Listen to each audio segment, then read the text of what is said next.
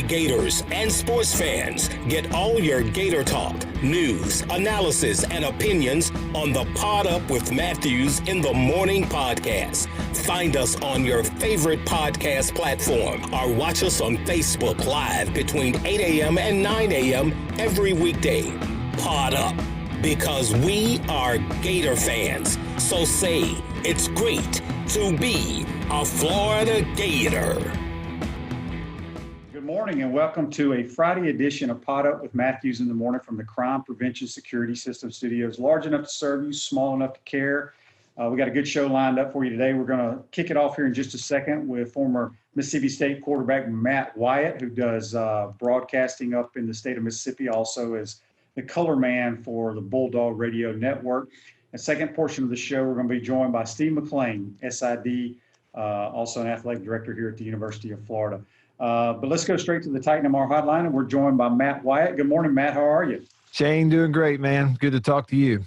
Absolutely. Well, let's talk about, I think you grew up in the state of Alabama, and I'm curious what made you choose to go be a Mississippi State Bulldog? That's one of those deals where, I was not the five-star. We didn't have stars back then. That's how old I am, Right. We didn't know if we were a star yet or not. We all thought we were stars, but that's about it. But yeah, I didn't have every scholarship offer in the country, but I was recruited by several SEC schools. But the first one to offer me a scholarship was Coach Sherrill in Mississippi State. I was actually at the end of my sophomore year of high school, which was pretty early, and like to be that young, you get that first scholarship offer. I actually got it in a letter and then got a phone call right after the letter arrived. And I remember saying, "Hey, this letter says it's a scholarship offer. Is this legit?" And they were like, "Yeah, that's what it means." So it was the first one.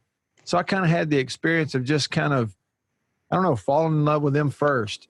You know what I mean? That meant something to me. And then other scholarship offers after that. Growing up in Alabama, I was really unusual, Shane, in that I never did choose one of those schools as a kid growing up. Like everybody else does, you have to declare when you show up for first grade, you declare I'm an Auburn fan or I'm an Alabama fan. But I was a baseball kid growing up. It was Atlanta Braves 365. When we sat around a dinner table, Dad and I, we talked baseball. He had been a college baseball player at a small school in Alabama. So I didn't even play football until I was in the 8th grade. So I didn't get this, baptized into the football rivalry thing like a lot of people did. So when I began to be recruited, I didn't have really one school that I definitely wanted to go to for emotional reasons, So State offered me first. As I played more in high school, some other offers, Auburn, Ole Miss, Vanderbilt, a few places like that. But State, when I came out of high school, they had 2 scholarship quarterbacks returning on their roster. And I was one of those who I thought I was a lot better than I was. And the thought of sitting on the bench was just like, I couldn't imagine anything worse. Go somewhere and sit on the bench for a year or 2 or 3. You kidding me? Who wants to do that? So right. I saw a chance to go play early, and it actually kind of worked out that way. So being a baseball guy, obviously we know the great program that they have at Mississippi State over there at Dudy Noble. Did you ever think about being a two-sport guy? Yeah, I did think about it. My baseball opportunities out of high school were not at the SEC level. But I did think about it. And one time it was funny. I actually took a class, and Pat McMahon, the former coach, was the guy who was teaching this class. And it was actually like a coaching baseball class, right? And we would have the class at Dudy Noble Field. And one day there was an issue. Like a bunch of guys got in trouble for, I think, getting in the batting cage before class and hitting balls. We weren't supposed to do that. And so he really got on our case and told us we had to come meet with him in his office. And I was the first one to go show up to meet with him in his office. I figured we're going to get chastised. We have to apologize and that kind of thing.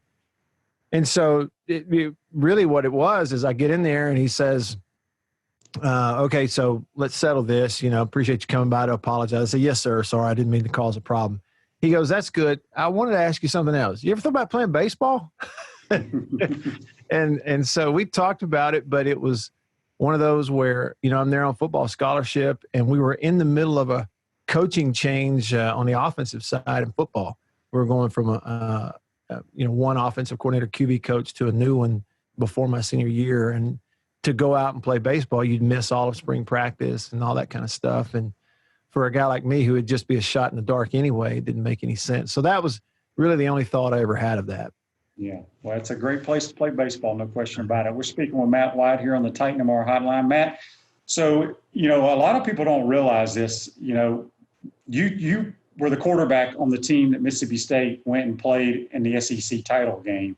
Was against Tennessee, I believe. Yeah. I want to say now the only school on the west side of the West that hasn't been to Atlanta is Ole Miss. Is that correct? Yeah.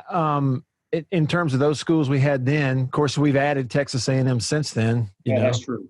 That's true. But of the originals, that's right. Ole Miss has yet to go. And they thought they were going to get there. I guess, what was it, just 2 or 3 years ago when Freeze was coaching there, and they had they had the rug pulled out from under their feet when Arkansas, converted the 4th and 25 in overtime and beat them that year. Just a few years ago, they were kind of on the path to go, but it didn't work out for them. But yeah, that was, Shane, those teams for us in the late 90s, Coach Sherrill put those together. He got the job. He got there in 91, and one of the first things he did was he got the rivalry game, the Egg Bowl, moved back to campus, started playing it on campus again. For years, they'd always just play it in Jackson, and I never saw any of those, but most people said it always felt like a home game for Ole Miss when they'd play the games in Jackson, So you got to move. Yeah, so you played in Jackson. Well, I grew up, you may not know this, but my dad played at Ole Miss. So I grew up an Ole Miss guy. So I was at those Ole Miss Mississippi State games in Jackson until I went to college, basically. Yeah. But yeah, it was more of a home game for Ole Miss. Sure. That's what everybody says. And a lot of people around Jackson too, they talk about those old double headers. State and Ole Miss used to play a double header on the same day, in Jackson sometimes. Yep. And I would have loved to have been able to see some of that. But Coach Sherrill got that thing moved back to campus. And then within 4 or 5 recruiting classes, he had recruited, by the time I was in school in the late 90s, he had recruited the biggest offensive line in the country in terms of just sheer size. He had recruited one of the best defenses in the country too, and a lot of it was made up of junior college players. He tapped into that. So in 97, 98, even in 99, we were right there around the number 1 defense in the country every year. And you had corners like Fred Smoot, Robert Bean, both JUCO guys, defensive linemen like Dorsett Davis, Willie Blade, JUCO guys. And we were living on defense, man. We were kind of the opposite of like, a lot of those other teams that, living on offense and make a run. We were handed off, control the ball. Let's try not to turn it over, and let's get our defense on the field. And that's how we won. Yeah, no doubt about it. I remember playing those Mississippi State teams in 90, 91, and 92. They were always the most physical defenses that we played against. They used to just wear me out. I'd be so sore after those games. We're speaking with Matt Wyatt on the Titan MR hotline. So Matt, let's talk a little bit. Obviously, Jackie Sherrill was the winningest coach at Mississippi State until I would assume Dan Mullen is now. You were close to the program. You started working for the radio network when Dan was hired there. Obviously, he's really got the Florida program headed in the right direction. But to me, to coach at Mississippi State all 8 years and take your team to a bowl game, if you can do that, you're a pretty damn good coach. Just talk about what you think about Dan Mullen. He is a very good football coach. And the only reason I say it like that is to not overstate. I hate to overstate things. You border on saying he's one of the best in the country. And that's just based on what I've seen. You look at what he's doing at Florida now, there's no doubt what he's going to do. But I witnessed it for 9 seasons in Starkville. And he kind of has a little bit of a Midas touch with quarterbacks. And I think that's where it starts. When you look at his success as a coach, it probably starts with that. And yeah, he more so than anybody I've seen really in the last decade, just over and over showed that ability to take whatever the quarterback is, whatever he can do, and they would build an offense around it. He's not one of these guys that you would look back at his 9 years in Starkville and look at the offense. It's the same offense. It looks the same every year. They're running the same system. They're just fitting the guys in there. That's not the way it was. You know, his first 2 years at State, you go look at 2010 when, you know, they missed out on a bowl game his first year, but he took over what was just a program at the very bottom of the SEC in every way. When Dan got the job at State for that 09 season, they were at the bottom of the league in fan support, bottom of the league in resources. Their roster was at the bottom of the league. Their facilities were at the bottom of the league. And just to put it in perspective, you fast forward it to when he handed the job over to Joe Moorhead 2 years ago. Literally, people who've been there, anybody who's been there and see it will tell you, their facilities are no longer in the bottom half of the league. Oh no, they're nice. Yeah, Extremely nice. Their roster was in the top half of the league. I mean, you're talking about a team that the year after Dan left had 3 guys get taken in the first round of the NFL draft off the defense. Okay. He handed over a roster that was set, ready to go, and fan support, everything. So he totally transformed that program. I mean, he transformed it in less than 10 years, literally, into something that a lot of people didn't know was possible. So back to the quarterback thing, you know, that year 2, he had Chris Relf, 6'4.5", 6'5", 235 pounds, tough as nails, not a great passer, thrower of the ball. And, man, they built an offense around him. They went for it on 4th down that year more than any team I've seen in recent years because nobody could tackle him from 2 yards away. You know, and they just run the ball.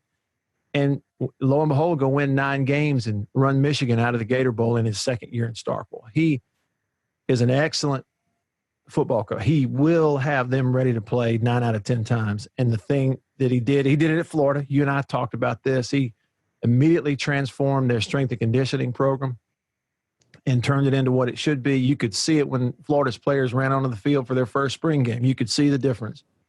And he's one of the best coaches in the country.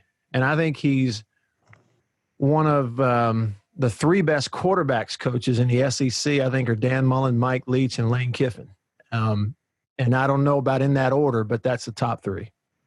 I'd agree with you. Chris Doring Mortgage, they do mortgage lending right, helping home buyers throughout Gainesville and North Central Florida. Call Chris Doring Mortgage today, 352-244-0840. Speaking with Matt Wyatt on the Titan Tomorrow hotline. So, Matt, as you just mentioned, Lane Kiffin, Dan Mullen, and Mike Leach. Man, it's got to be fun to be doing talk radio, talking sports in the state of Mississippi with those 2 characters. How's it going? Yeah. Yeah.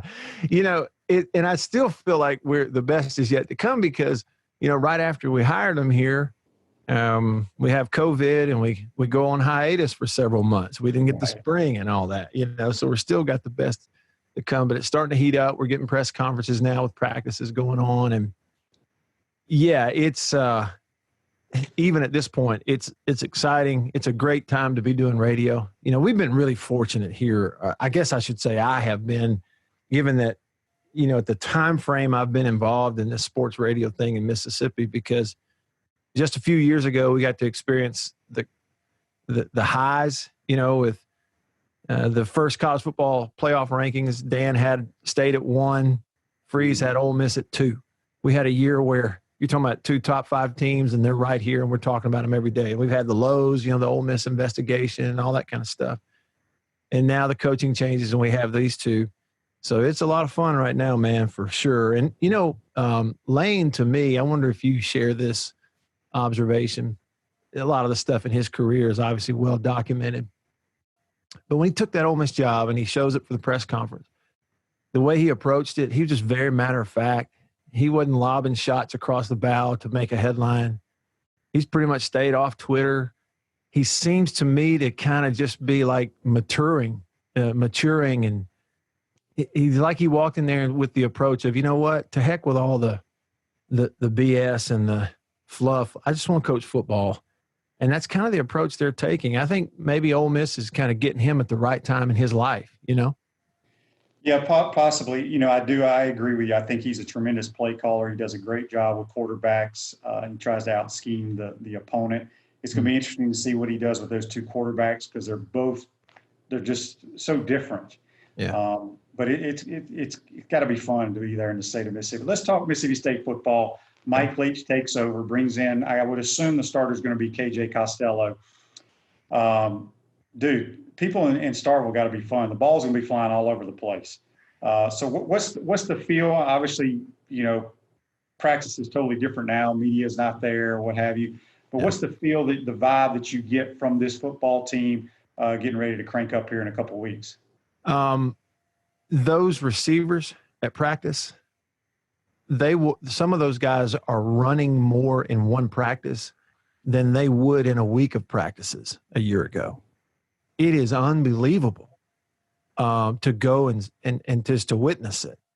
Shane, a half an hour of receivers rotating in like on a conveyor belt running routes, but running routes 5 at a time with 5 quarterbacks throwing a ball on every rep. Okay, so you got 5. You say hut, there are 5 quarterbacks throwing, and there are 5 receivers catching ball over and over and over and over again. There's balls flying everywhere in practice. I mean, literally. And it's an entirely different tempo also than what they experienced the last 2 years under Moorhead. The entire team, the practice tempo it's something to look at. It really is. And I tell you, I really enjoyed going out and watching Steve Spurrier Jr. coach those outside receivers. Mm-hmm. You talk about a ball of energy. And then as I watch it, I know there's all this experience and stuff, and he's been with Leach forever. And man, he coaches them hard. Like there's no, we're going to build you up, make you think you're something you're not with that guy. I mean, he's coaching them hard. I enjoy watching how they run the practice. And, there's a lot of stats that will kind of illustrate it. I saw one yesterday, Shane, the guy who covers a team here, put it out that State returns. Okay, so all of State's receivers returning combined for 82 catches last year. The ones that they have coming back, they combined for 82. That offense last year for Leach at Washington State had 2 receivers that individually had more than 82 catches, and one of them was the running back. Right. Now think about it. So it's just Spurrier's quote the other night in the press conference was, I don't care if you caught 30 balls last year or none. We've told about 5 of y'all are going to catch about 60 this year each. That's what we expect. Yep. So it's unlike anything we've ever seen. And people that are State fans, when they start watching these games, I still don't think they understand right now just how different it's going to look compared to everything they've ever watched with their football team. Yeah, it's going to be fun, no doubt about it. A couple more minutes here with Matt Wyatt. Talk about, you've done some directing. You did a documentary called 40 Years in Baseball. Talk a little bit about that. Yeah, Shane, in media, I think in 2020, it involves a lot of stuff. But I've always had a video, had my hand in that world. My first job out of college was in television, and then all my hair fell out and I got into radio. So now that kind of stuff works. But yes, I have a video production company that I operate, and we've done some things, doing some other things too. That's one thing. A lot of these are long-term projects. You don't turn stuff out in a few months. Sometimes it may take a couple of years, but I really enjoy it. And it's just about telling stories. And just like that one, there are stories all around us in the sports world of heroes, guys that are men and women who are doing great things. A lot of the good stories don't get told, or they used to not. But there are a lot of folks like me that are trying to figure out a way to tell them. We've got an audience here, and so, we do some docuseries projects from time to time. And that was the first one really that I did that took a little while, and we pumped it out there, 40 Years in Baseball. We have an interesting thing here in Mississippi where, it's a huge college baseball state. It's not just Mississippi State, but at Ole Miss, they're putting 10,000 people at games on the weekend. Southern Miss in Hattiesburg has unbelievable fan support for baseball. It's crazy how they love it here.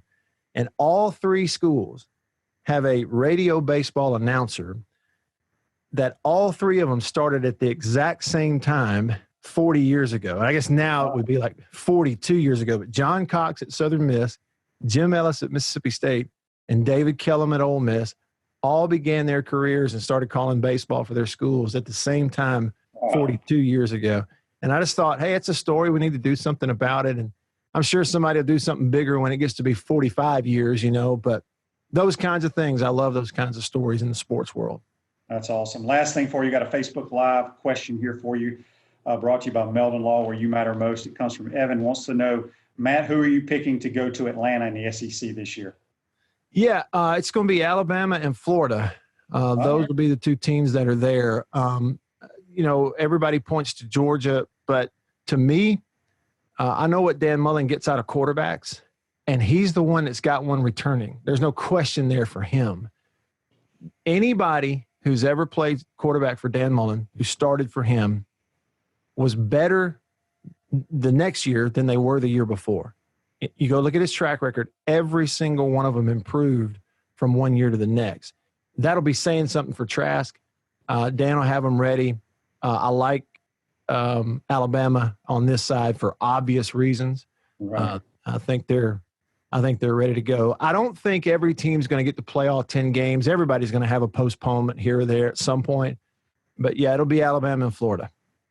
Sounds good. Let everybody know how they can listen to the Matt Wyatt Show over there in the state of Mississippi. Yeah, one great way to catch it is just look at my Twitter feed. It's at Radio Wyatt because a link goes out every day when we start it. And that's a good way to catch it. And also on Facebook, facebook.com/Radio Wyatt. We're on the couple 3 stations here, including the flagship, which is our ESPN station in Jackson. And we're on from 12 to 3 Central Time. We're in that other time zone over here, but y'all feel free to come on over and say hello. Hey, man, appreciate you taking the time to join us, buddy. Stay safe over there, and we'll probably hit you up mid-season. Yeah. Hopefully a good year for the Bulldogs, and we'll talk to you soon, man. Thanks, Shane. Good to talk to you. That's Matt Wyatt. Join us on the Titan Tomorrow hotline. We're going to take our first time out of the program. We come back, we'll be joined by Steve McClain, talking a little Gator football. You're watching and listening to PodUp with Matthews in the Morning from the Crime Prevention Security System Studios. We'll be right back. Hey Gators, this is Coach Steve Spurrier. PodUp with Matthews in the Morning. We'll be right back after this commercial break. We want to take this moment to thank all our sponsors who keep the show going and pay the bills. Our gridiron sponsors are Crime Prevention Security Systems, large enough to serve you, small enough to care. Titan MRI, Gainesville's only locally owned and operated MRI facility. Area Rug Masters, your number one choice in Gainesville for all your area rug cleaning services. Meldon Law, where you matter most. Peachland Dental, Gator Nation's first choice for dentistry in Port Charlotte.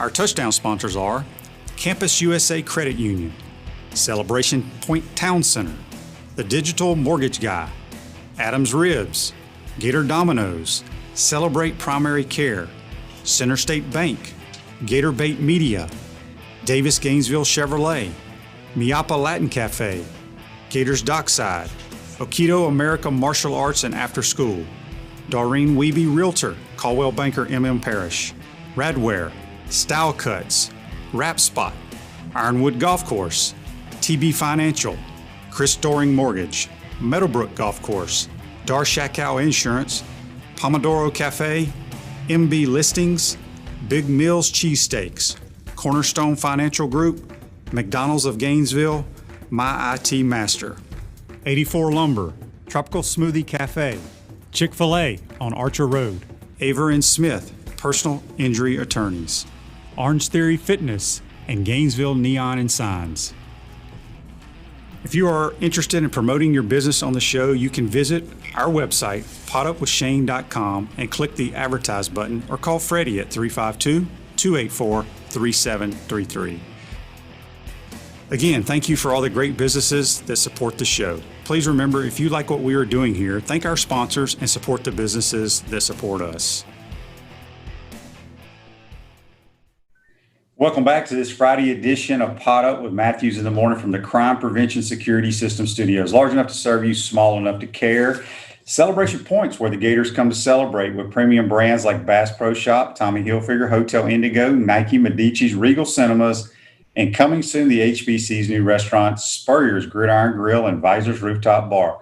We will see you at Celebration Point, where the Gators come to celebrate. I want to thank Matt Wyatt for joining us this morning on the program. Now we're going to go back to the Titan MR hotline. We're joined by a guy who's been working at the UAA for over 30-something years, Steve McClain. He's got many titles. He's some kind of associate senior athletic director now. Good morning, Steve. How are you?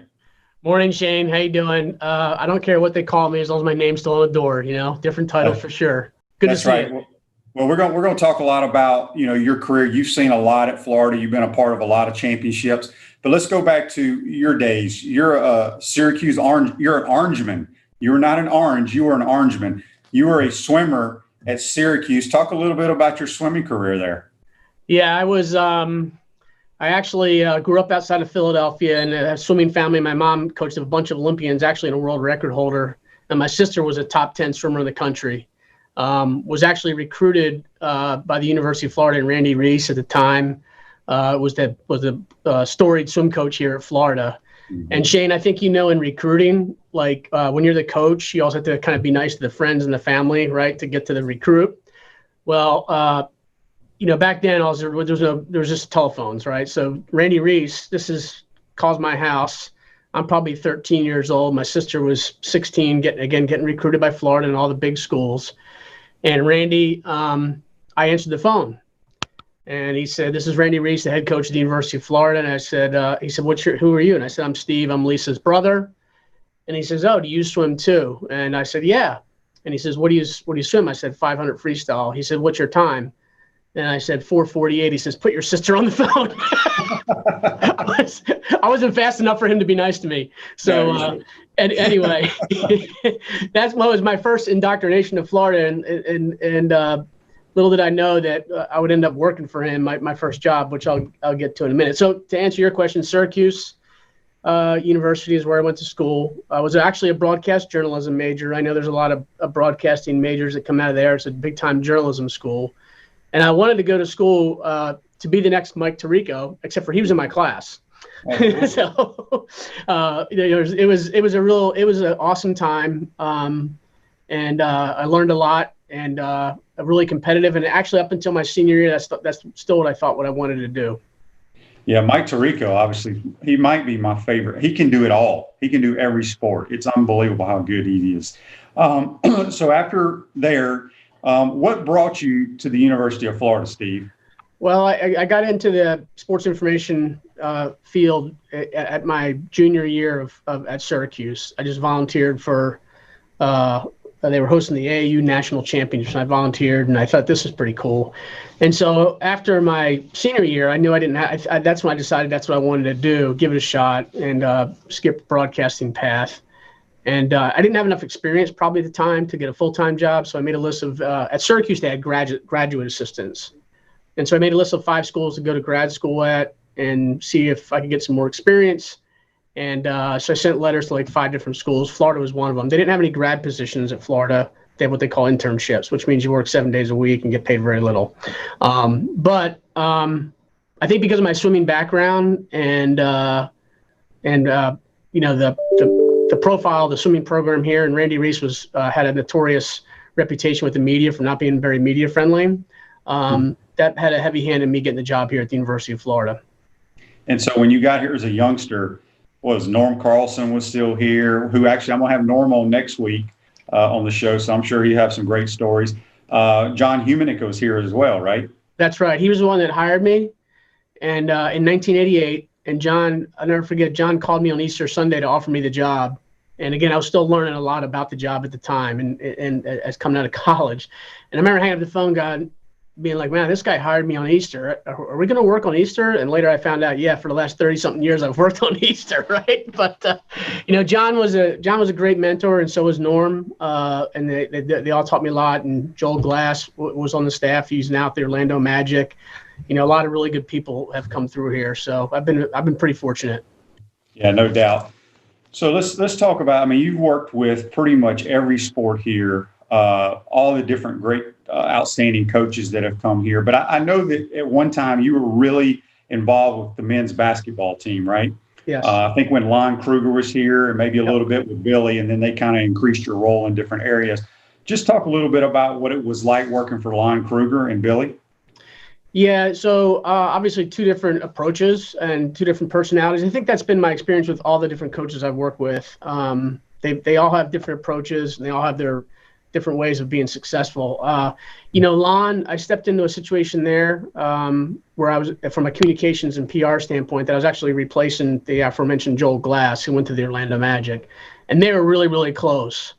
And one of the things I learned right away of Joel told me everything, and this is how he wants things done, and all that. And what I learned right away, after a couple weeks actually, was not to be like Joel, just to be myself, right? And to keep what Lon wanted, but trying to do it my way, within the structure that Lon wanted.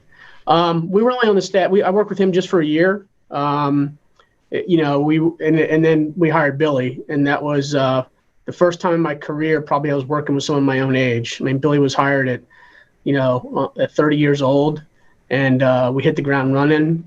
And Billy talked about recruiting every day, and his staff talked about recruiting every day, and that was something, even with all the sports I'd worked with up until then. All the coaches spent a lot of time on recruiting, but nobody up until then had spent as much time on recruiting as Billy did when I first started working with him. And Billy was great because he had all this New York bravado on the court, right? But off the floor, and I think, Shane, you've probably been around him, there's not a more average Joe Lunch Bucket guy than Billy Donovan. A lot of fun to be around. We had a lot of fun. We won a bunch of games and a lot of great memories. Steve, we got a text here on the Titan Noir text line. It comes from Jim. Jim wants to know, let me see if I can paraphrase. It's kind of long. What do y'all do for the student athlete, getting them prepared for the media? Referring to, interviews, those type of things.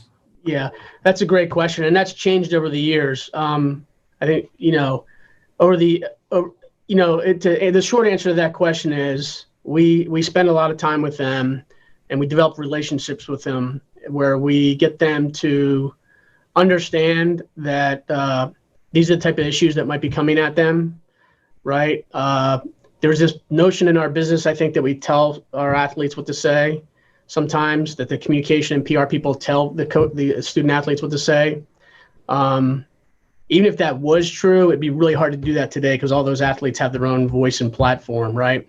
And so if that was your strategy, it wouldn't work in today's environment. So, I'll be honest, where I really had a turning point for that in my career is, I would still never tell the athletes what to say, but I'd kind of help them through it. And we still do that.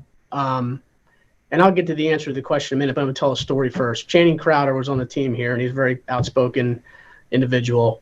And so he's someone I'd go to when he had to talk to the media and say, hey, Channing, you have this person wants to talk to you, and this is what they want to talk to you about. And we're getting ready to play Mississippi State. And Sly Kroom was the first African-American football coach in the SEC. And so I was pretty sure that was going to be one of the topics they were going to ask Channing about, what it would be like and to play against the first African-American football coach. And as I was talking to him, he said, Steve, what do you think? And I was like, I'm not really qualified to answer that, right? I'm white and you're black. I'm not qualified to answer that or even probably give you any advice on that. So to answer your the question, we kind of let the athletes know what may be out there. We ask them what they think, and we make sure they understand whatever they say, that they understand the why behind what they're saying and the why behind the question and the potential ramifications of what they're saying. And again, at the end of the day, they still have the freedom to say it, right? Right. But I've worked for, way back in the day, it wasn't quite like that. But now it'd be a really, really bad PR strategy to try to tell your student athletes what to say. That just wouldn't work in today's climate. Yeah, piggybacking on that question, with all the social media out there now, with the Twitters and the Facebooks and the Instagrams, mostly Twitter, that's what athletes are on.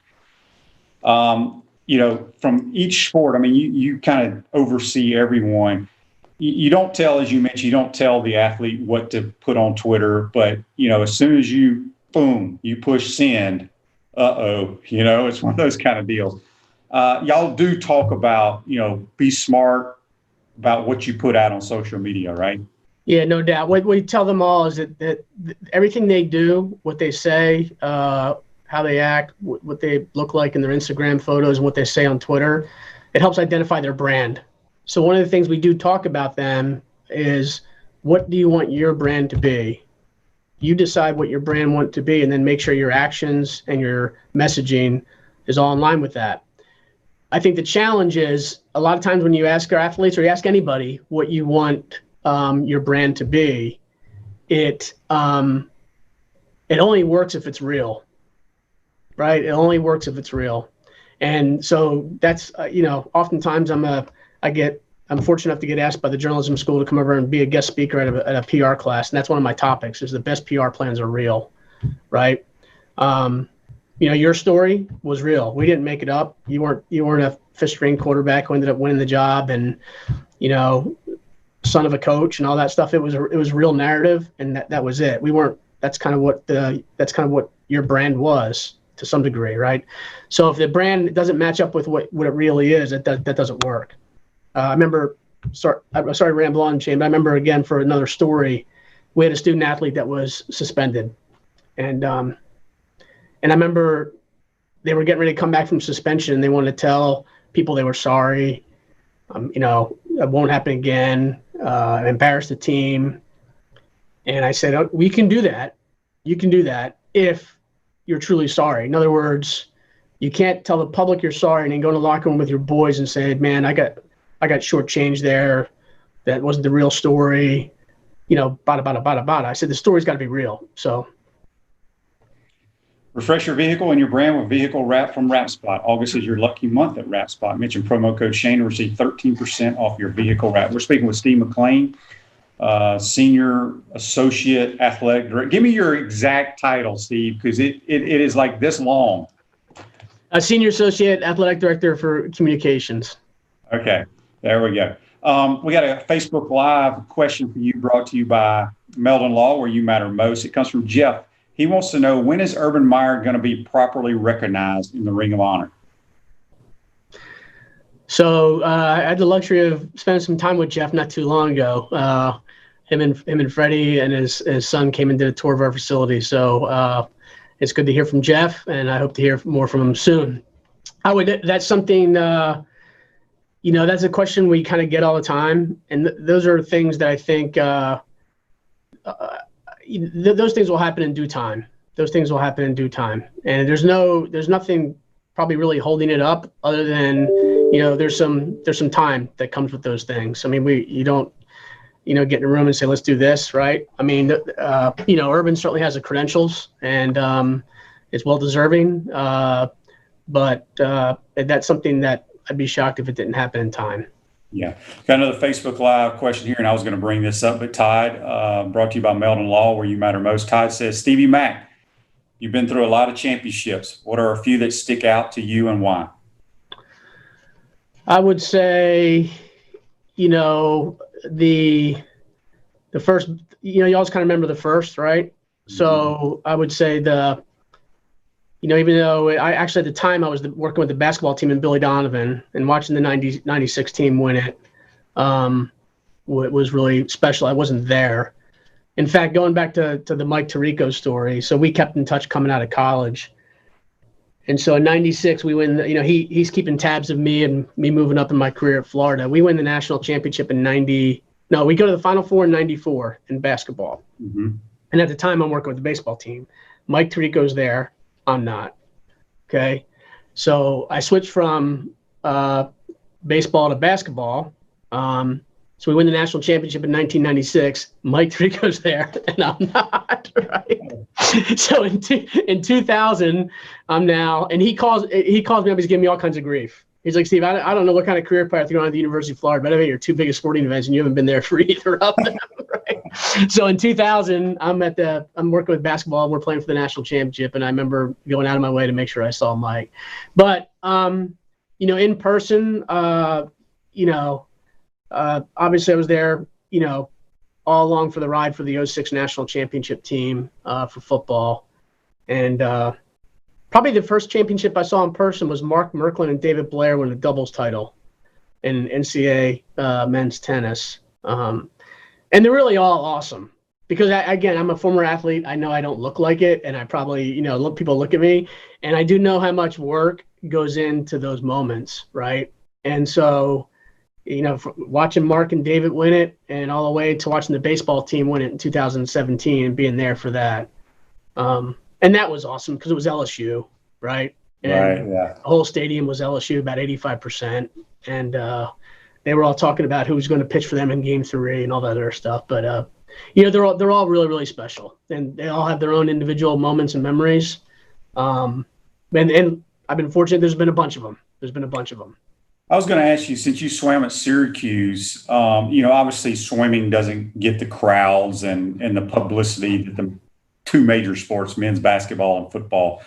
But when you got down here, you knew about the Florida program. You were working at the UAA. What was it like watching a swim meet in the O'Connell Center or going to the SEC championships compared to what it was like in the Big East back then? Yeah. Yep. Mm-hmm. I would say it was pretty surreal because, again, as I alluded to, I was all Big East, but I certainly wasn't a national caliber swimmer. And so I got down here in 1988, and there was this female named Dara Torres who was on the swim team, and I was like, wow, okay, I know all about that. And actually, I worked with the golf team at the time. There was Chris DeMarco was on the golf team, so two pretty high profile athletes. We went to NCAAs the year I was an intern, and you talk about what it was like. I actually took my suit and I got in and warmed up so I can say I was at NCAAs. And I was going as fast as I could. These other cats are in there just getting loose, right? Did you have a Gator cap on or a Syracuse hat? No, just a regular one. I didn't have either one, but I got in there and got in and warmed up. But I was going hard. Trying to keep up. But it was pretty cool. The one thing that amazed me when I got down here in 1988, Shane, at the time, football was, 7-5, those type of years, and Emmett was here, and basketball, Norm kind of had it going, but it was up and down, a little bit of a roller coaster. So those are the two sports that received the most attention, obviously. And growing up outside of Philadelphia, going to school at Syracuse, and coming down here, I was blown away about how great every other sport was, from tennis to swimming to golf to baseball. I mean, I was just like, wow. And, as those other sports got better, the exposure that it gave the whole university and the athletic program and those other sports was awesome. And obviously all that's changed now over the years with the SEC network and all that, all the different platforms. But I was really blown away by how the quality of all the other programs here. But I've had a lot of knowledge, obviously, about the swim program. Yes, sticking with that, Florida's always winning most of the time the all SEC trophy. And if it wasn't for Stanford having 1 million sports, we'd have a chance to win that. You have, as you basically said it already, you've worked with about every sport there is and still kind of do. Just talk about how great it is. You work for Jeremy Foley and now Scott Strickland.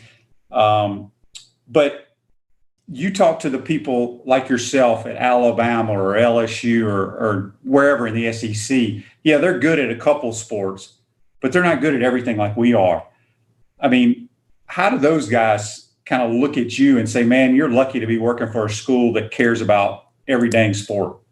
Yeah, and I think we are lucky. And I would say two things on that. Obviously, Jeremy's leadership and Scott's continued that had a lot to do with it. But just as important, I think, is this is going to sound like a PR thing, but it's true, right? Back to my thing, the best PR things are true, is what also makes Florida successful is a couple things. Obviously, the leadership of Jeremy, they continue that with Scott.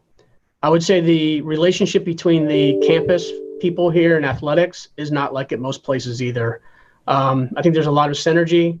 I think I've been here for 5 or 6 different presidents, from Dr. Lombardi to Charles Young to, obviously now from Bernie to Dr. Fox. And the leadership in those places to have a little bit of oversight in what athletics is doing, but understand that and trust the leadership there, right? At a lot of places, the success gets bogged down with kind of like a lot of people want to be decision makers, or there's boosters that are influencing things. We have a lot of great support here at the University of Florida, but I think we have some autonomy, but an unbelievable amount of responsibility to the university. And so we have some autonomy, but that could end tomorrow, right? If we don't do something right. So we understand how important what we do is to the University of Florida and the community. And I think that's been a big reason for the overall success of athletics that really gets overlooked. Beyond the leadership of the athletic director, is all the other pieces in place that allow us to be successful. Yep. Facebook Live question for you here, brought to you by Melvin Law, where you matter most. Frank wants to know, he wants to hear your best Billy Donovan story. Best Billy Donovan story. Well, I got a bunch of them, so I'll give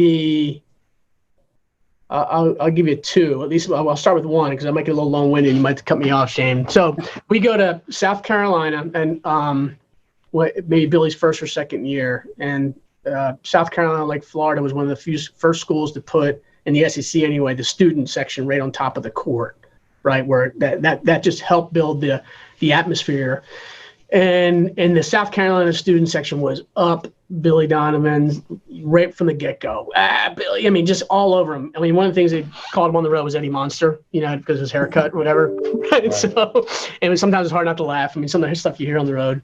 And so anyway, they're going after him. And they're right there. They got a little recliner couch for like the VIP student and stuff, and all these fraternity guys are all over him. And we ended up coming back and barely winning a game.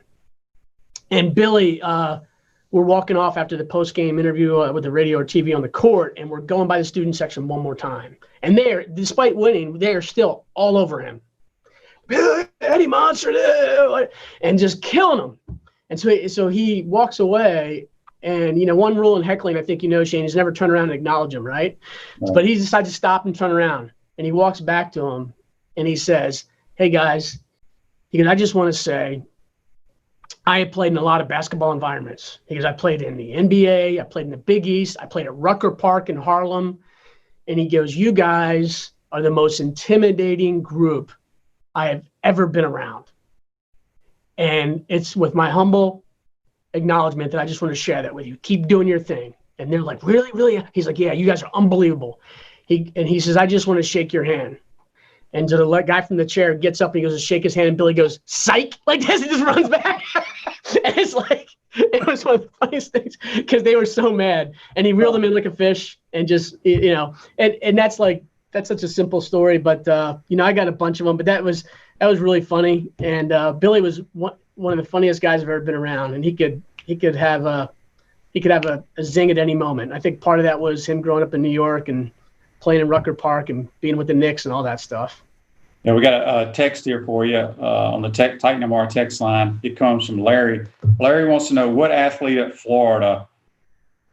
Well, let me see I think he's asking what athlete at Florida was the craziest, wildest athlete you dealt with when dealing with the media. I would say Channing Crowder was probably up there. What about Eric Rett? Eric Rett was up there too. I remember I'll leave parts of this story out, but we won the Sugar Bowl in 1994 against West Virginia. And Eric had a great game and, very physical. And after the game, you have the press conference and all that other stuff. And back then, they used to have this next day press conference, the morning after the game with the coach and the MVP. And so Norm Carlson went up and got Coach Spurrier, and I was the number 3 football sports information guy at the time. So me and one of my interns had to go to Eric Rett's room to kind of get him to go to the MVP awards presentation at 8:00 in the morning after maybe, I don't know, being on Bourbon Street all night. I'm not sure, right? So, and there was a lot of banging on the door. There was a lot of yelling back and forth, and eventually we got Eret to get to the podium. But it was a challenge. But the thing about Eret is, Shane, you play with him. I mean, it never mean-spirited. Just a lot of back and forth and jawing, So I would say Joe Kim Noah was a little challenging. Thank God there wasn't social media around when Joe played. We're at the Final Four in 2006, and there's some French media there.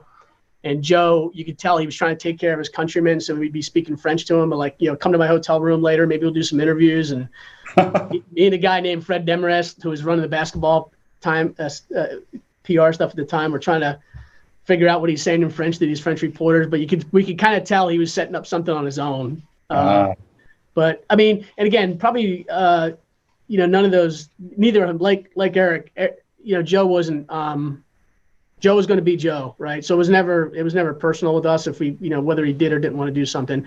I would say the spinoff of a little story on that team. I didn't work with that team day to day. Fred Demarest, who I mentioned, did, but I was Fred's. We worked together. So when we went to the Final Four, I was part of that. And CBS, Shane, I think when you play, you have these little studio shots where they show before you go to commercial, like a guy dribbling a ball. So the day before the Final Four started, the CBS has what they call these specialty shots. They wanted to do with all 5 of the starters. So we wanted to take them down the hallway to a green screen, and they're going to shoot all these videos of them bouncing the ball, twirling on their fingers, saying Gators in the Final Four, whatever it is. And CBS came to us and said, we need the starting 5. So Fred asked me if I could go handle the starting 5, and he was with Billy Donovan on the podium in a separate room. So I go in the locker room, and I said, hey, Joe, Al, Corey, Torian, we need all 5 of you need to go to this. Because and Joe says, what are we doing? I see, these specialty shots, green screens and twirling the ball. He says, yeah, okay. He's like, who's all going? I said, CBS wants the starting 5. He's like, we're not going. I was like, come on, Joe. And plus I'm like the new guy there, even though they know who I am. They're kind of yanking my chain because I don't work with them. So we went back and forth for like 5 minutes. And as it turned out, Joe said, I go, why aren't you going? He's like, we're not going. And so eventually I said, well, why? And he says, because we want to take Chris Richards with us too. He's our 6th man, and he's just as much important. So it was really, really cool. Yeah. There was a moment where I thought he was yanking my chain about just not wanting to do it. Yet that team thing that they always talked about, it being about all of them. Joe turned down so many things, like from being on the cover of Sports Illustrated to all these interviews, and as much publicity as he got, a lot of times he turned it down because he never wanted to make it about him. But the perception, because of his flamboyant, the way he acted, everyone gravitated towards him. But that was a really cool story. And I told CBS at one point, we're bringing Chris Richards in, and they're like, well, we only need the 5. I'm like, listen, you're going to shoot him or they're not coming. So it was a pretty cool moment. That is awesome. We got about 4 or 5 more minutes here with Steve McClain on the Titan Tomorrow hotline. Last thing we got to ask, you've worked with the head ball coach for a long time. He's got an office up there, more like a closet up there where you guys are located now. Give us one good head ball coach story before we let you go. Oh man, that's hard. I would say, I got a lot of. I tell a lot of people, Shane, a lot of times that I got a lot of great stories. I can't tell most of them, right? I should have had one teed up for this, but I guess shoot. I think when he came back here, as the ambassador, I was kind of working with him and setting up all the interviews. I was also still the football communications contact. And Steve, as you coach for it, I'm sorry to say, obviously whatever's on his mind, right? And so we hire him. We put out the press release about him being an ambassador. We're doing all these interviews. We SEC, Fall Feinbaum. Then we had a teleconference for our local media. And I think it was in the summertime, right? And they asked Coach about the football program and what he knows. He's like, I don't know. He's like, Luke Del Rio is going to be the starter and whatever. And like, I'm over there going, no, Luke Del Rio's not the starter, right? And anyway, so it's just like, welcome back, Coach. And, you're going to, say whatever you want and it's all good. And Coach Spurrier Unplugged, there's nothing like it. No, there's nothing like that guy. And, he just sits up in his closet up there on the 3rd floor and just reminisces about his teams and stats. And, he mentioned to me the other day when I saw him, he's like, can you believe these boys are going to get a whole nother year? Think about the stats you can put up. Speaking of that, I guess the stats are going to count, right? Yes, they are. Yes, they are. That, and Shane, you also never had overtime either. Your stats or bowl games didn't count when you played either. Yeah, we got to go back and add all that stuff in there, Stevie Mac. Let's go. No question. I'll get the sports information director on it right away. Shane. Yeah. Call Norm Carlson. That's what you say. Call Norm to do it. Exactly. Hey, man, appreciate you joining us today. You guys do a tremendous job over there, not with just football, basketball, but all the sports. And it's just great to see. And we appreciate you joining the program today, my man. Thanks, Shane. Thanks for having me. Appreciate it. Be safe, everybody, and go Gators. Yes, sir. That's Steve McClain joining us on the Titan MR hotline. Hey, folks, that's going to be a wrap for today's show. It went by fast. Be safe out there. Today's show is a wrap brought to you by Wrap Spot. We'll see you Have a great weekend. See you next week. Take care.